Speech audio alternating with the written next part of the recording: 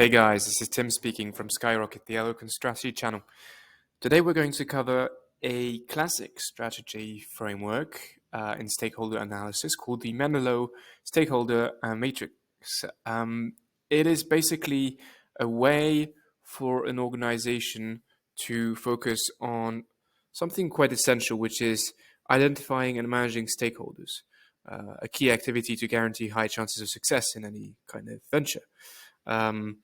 However, both stakeholder identification and management, while optimizing resources, is quite tough without appropriate frameworks and methodologies. And so the Mendelows Matrix is one of these tools that can be used to conduct stakeholder analysis.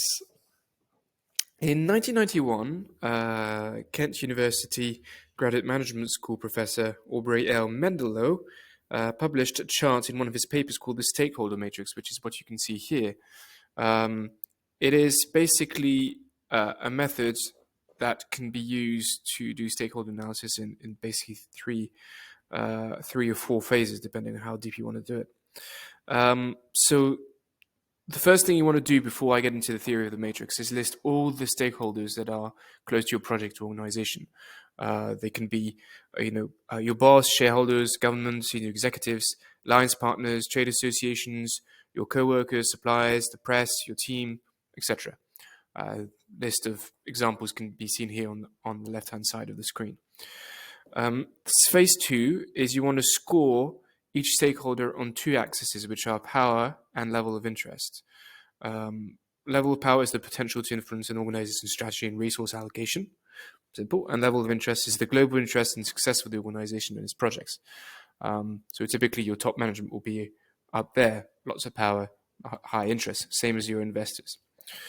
So the combination of the two axes lead to four distinct quadrants. The first one, important one, is key players, high power, high level of interest. So these are people we want to invest resources in to maintain satisfaction levels at reasonable levels without monitor them closely and invest heavily to guarantee their satisfaction. Here, keep informed, so high level of interest and low power. It is stakeholders that you want constantly to feed with information and opportunities to generate feedback. They're usually quite expressive and can pinpoint areas of improvement. For example, individual small clients, employees, etc. Keep satisfied, low level of interest, high power. These are, for instance, the governance. So it's people who are not very interested in the actual adventure you're doing, but with regulation, they can actually have a high impact, so their power level is high. And here you just want to monitor things to check that nothing's going to impact. And keep them satisfied so you're not out of the law, of course. And the last quadrant is minimal effort. So these are people with low power, low interest. So it's people around you that are neither very interested, neither have a lot of power, but who are involved in your project. And you just want to monitor them just to spot eventual changes in power or level of interest, which can move them in other quadrants.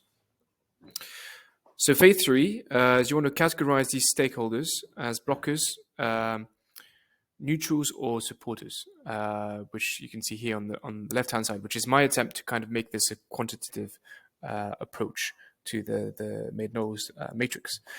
To do that, you want to open the matrix that's behind the graph. Of course, input your scores on level of interest and power, list the names of the different stakeholders you have, put the level of backing, and then automatically that will categorize each stakeholder in each of the individual quadrants you can see here. So it's a great way to have a quick snapshot of how the picture is like for your own organization. Once that's done, you want to come up with targeted action plans for each category. Typically, that could be reducing the number of blockers and critics, or give ways for supporters to voice out their enthusiasm with communication elements, arguments, motivations, media.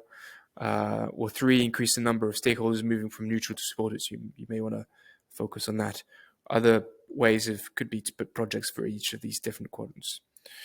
Yeah, that's basically it. So if you guys have any questions, you're welcome to reach out to me via private message on Eloquence, and I'd be really happy to help. Enjoy the framework and the accompanying methodology, which you can see here with all the different steps. All right, see you soon. Cheers, guys.